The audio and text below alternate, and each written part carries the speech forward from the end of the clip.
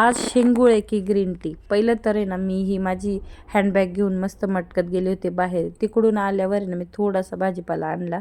म्हणजे जसं गाजर, वांगे, बीट आणि कोथिंबीर एवढंच आणलं होतं. आणि त्यासोबत मी सुपर मार्केटमध्ये पण गेले होते, पण ते सांगाल तुम्हाला नंतर. अगोदर कसं आहे? छान आहे? छान आहे. ऐकलं? वीर आजकाल किती बडबड करायला लागला. मग बघा मी आणलं होतं ग्रीन टी आणि हे हनी. तर बघा कसं बनवायचं हे पण मी तुम्हाला दाखवते.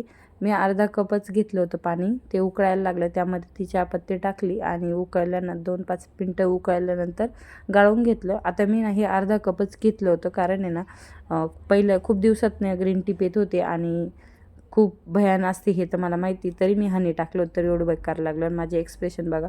आत्ता मी डोक्याला हातच असंच लावून घेतला का मी का चहा सोडायचं ठरवलं. आणि पण आता काय मला ही प्यावंच लागणार आहे, म्हणून मी बनवायची होती कुळदाची जिलेबी. काही लोक याला शेंगोळे पण म्हणतात. तर हे नाव जरी विचित्र असलं ना तरी एकदम भन्नाट असे लागतात. जर ज्यांना ज्यांना कुळदाची जिलेबी आवडतं त्यांनी चॅनलला सबस्क्राईब करा आणि व्हिडिओला लाईक करा. Bye bye.